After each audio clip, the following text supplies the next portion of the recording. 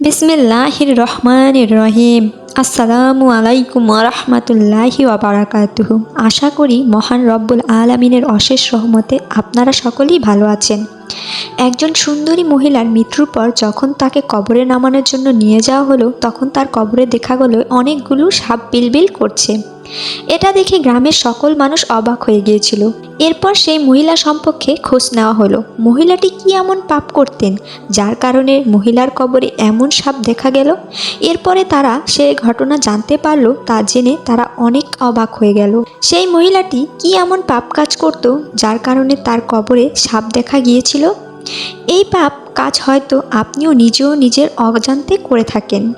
বন্ধুরা, সেই মহিলাটি কি এমন পাপ করত তা জানতে হলে আমাদের এই ভিডিওটি না টেনে একবারে শেষ পর্যন্ত দেখতে থাকুন।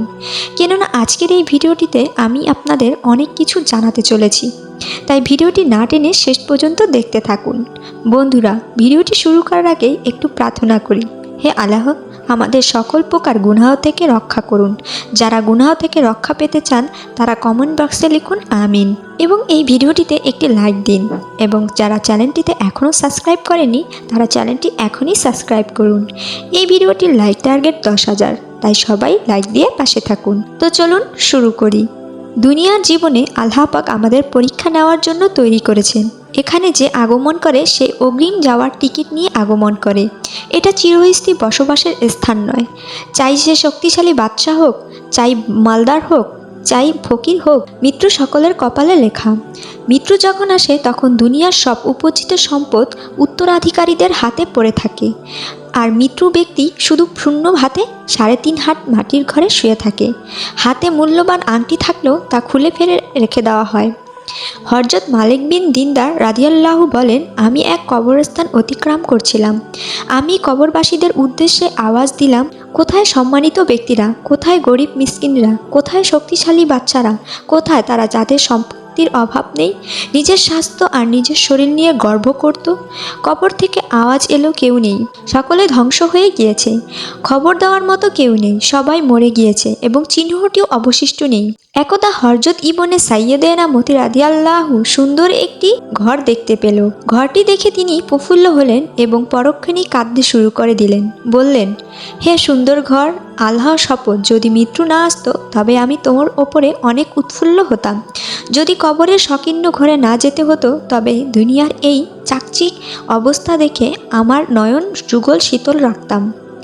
এরপর তিনি এতই কাঁদলেন যে কাঁদতে কাঁদতে হেসকে এসে গেল। বন্ধুরা, আসুন এবার মূল আলোচনায় যাওয়া যাক। মহিলার লাশ কবরে নামানোর সাথে সাথে সাপ বেরিয়ে আসার ঘটনা ঘটে। আজ থেকে প্রায় 25 থেকে 30 বছর আগে ইরাকের এক শহরে এক মুসলিম মহিলার মৃত্যু হয়। মহিলাটি মৃত্যুর পর মৃত ব্যক্তির গোসল করানো এবং জানাজা ঘরে নিয়ে যাওয়া পর্যন্ত সবকিছু স্বাভাবিক ছিল। কবরের পাশে লাশ নিয়ে যাওয়ার পর্যন্ত সমস্যা হয়নি। জানাজা শেষে উক্ত মহিলার একটি কবর খনন করা হয়। কবর খনন করার শেষে হলে উক্ত মহিলার লাশ কবরের পাশে নিয়ে আসা হয়। মহিলার লাশটি কবরের পাশে নিয়ে আসার পর দেখা গেল কবরের ভেতরে একটি অদ্ভুত রকমের বিষাক্ত ও ভয়াবহ সাপ বসে রয়েছে। কবরের বিষাক্ত সাপ দেখতে অত্যন্ত ভয়ঙ্কর, যা দেখে সবাই ভয় পেয়ে গেল।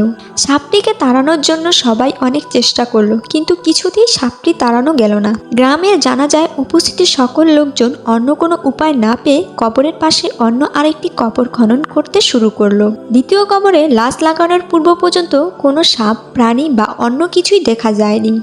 কিন্তু লাশ নামানোর পূর্ব মুহূর্তেই আবারও দেখা গেল আগের কবরের মতো এই কবরেও বিষাক্ত সাপ বসে আছে। এরপর প্রথম ও দ্বিতীয় কবরের পাশে তৃতীয় আরও একটি কবর খনন করা হলো এবং সেখানেও পূর্বের মতো আরও একটি বিষাক্ত সাপ ছিল।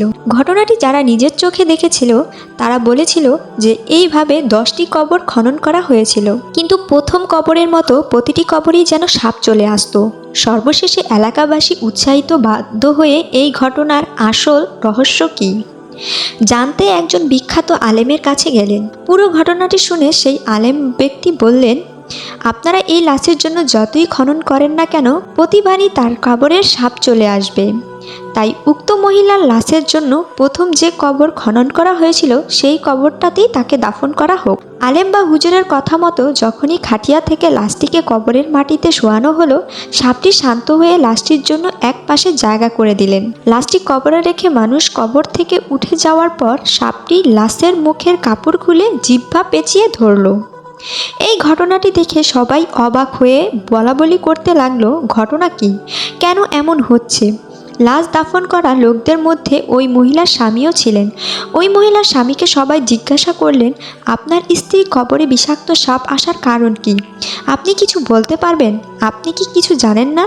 উপস্থিত লোকদের সকলের প্রশ্নের উত্তরে মহিলার স্বামী চোখের পানি ছেড়ে দিয়ে বলতে লাগলো, আমার স্ত্রী আমার সাথে বেঁচে থাকাকালীন খুব খারাপ আচরণ করত।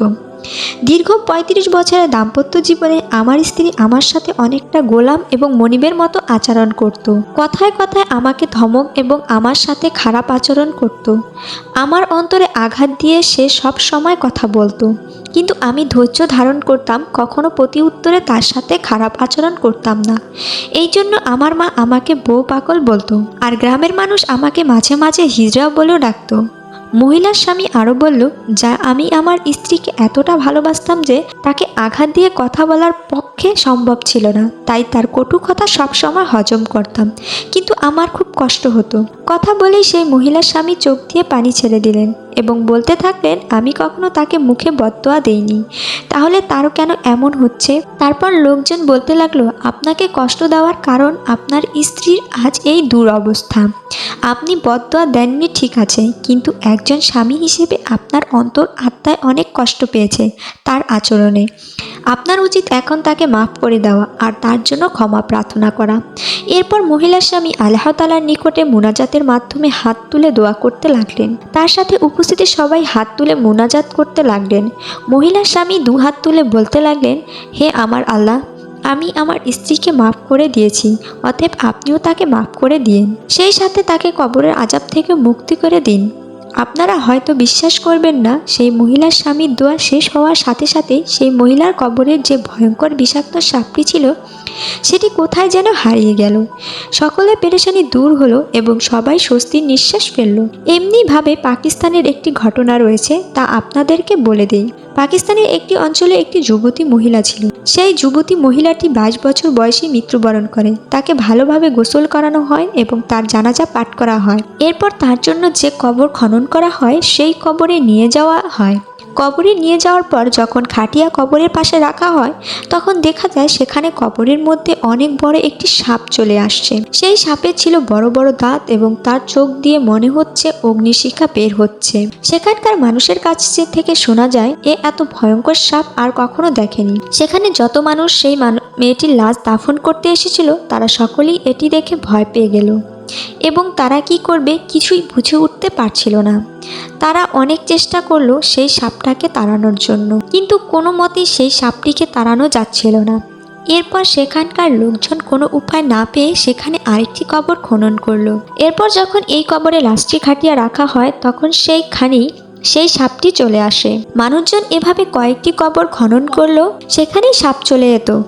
তাই তারা সকলে সিদ্ধান্ত নিল যে সব কবরই যেহেতু সাপ চলে আসতেছে, তাই প্রথম কবরেই দাফন করানো হোক, কেননা সাপ থেকে রেহাই পাবার কোনো উপায় তো দেখা যাচ্ছে না। তাই তারা প্রথম কবরে সেই মেয়েটিকে দাফন করার চিন্তা ভাবনা করলো। সেই কবরে যখন সেই মেয়েটিকে নামানো হলো, তো তখনই সেই ভয়ঙ্কর সাপটি এসে সেই মেয়েকে সমস্ত মুখমণ্ডলে কামড় দিতে শুরু করলো। মানুষজন এবার অনেক চিন্তিত হয়ে পড়লো যে ব্যাপার কি, কেন এই পরিস্থিতির শিকার হতে হচ্ছে। সেখানে একজন আলেম ছিলেন, তিনি তখন বললেন, হয়তোবা এই মেয়ে একজন গুনাহগার ছিল, তাই এই সাপ তার আযাব হয়ে এসেছে।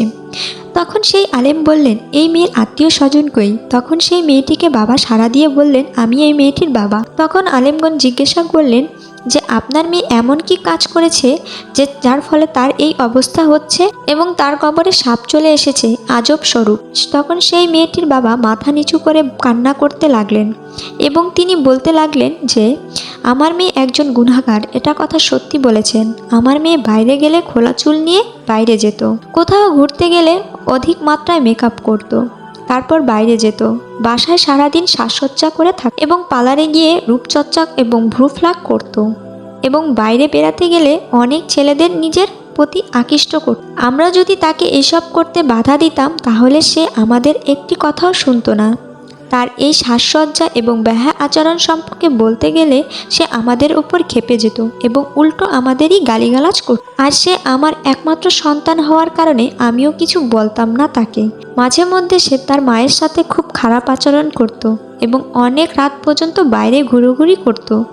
এই শুনে আলেমগণ সব কিছুই বুঝতে পারলেন এবং মেয়েটির বাবাকে বললেন, ঠিক আছে, আপনি এখন হাত তুলুন এবং আপনার মেয়ের জন্য আল্লাহ পাক রব্বুল আলামিনের কাছে ক্ষমা প্রার্থনা করুন। তখন সকলে হাত তুলে এবং সেই মেয়েটির বাবা তার মেয়ের জন্য কান্না করতে করতে ক্ষমা প্রার্থনা করলো। এর কিছুক্ষণের মধ্যে সেই কবর থেকে সেই বড় ভয়ঙ্কর সাপটি উধাও হয়ে যায় এবং সকল মানুষ মিলে তখন লাশকে দাফন করে। রাসূল সাল্লাল্লাহু আলাইহি ওয়াসাল্লাম বলেছেন, সে প্রকৃত মুসলিম হতে পারে না যার জিহ্বা এবং হাত থেকে অপর মুসলিম নিরাপদ নয়। আমাদের মনে রাখতে হবে যে জিহ্বা দিয়ে যে আঘাত দেওয়া হয় তা বিষাক্ত সাপের বিষ থেকেও আরো ভয়ঙ্কর। মানুষের শরীরে হাত দিয়ে আঘাত করলে যেই ব্যথা কিছুদিন পরে ঠিক হয়ে যায়, কিন্তু জিহ্বা দ্বারা যে আঘাত করা হয় সেই আঘাত কখনই যায় না। জিহ্বার দ্বারা আঘাত মৃত্যুর আগের দিন পর্যন্ত মানুষের অন্তরে থেকে যায়। তাই কাউকে কখনো কষ্ট দিয়ে থাকলে তাড়াতাড়ি ক্ষমা চেয়ে নিন। প্রিয় বন্ধুরা, আপনাদের কাছে অনুরোধ, আপনারা 5 ওয়াক্ত নামাজ আদায় করবেন। আল্লাহ তাআলা আমাদের সকলকে সঠিক বুঝ দান করুক এবং সেই সাথে তার উপর আমল করার তৌফিক দান করুন। আমিন ইয়া রব্বুল আলামিন। তো বন্ধুরা, এই ছিল আমাদের আজকের ভিডিও এবং ভিডিওটি ভালো লাগলে অবশ্যই লাইক, কমেন্ট ও সাবস্ক্রাইব করুন।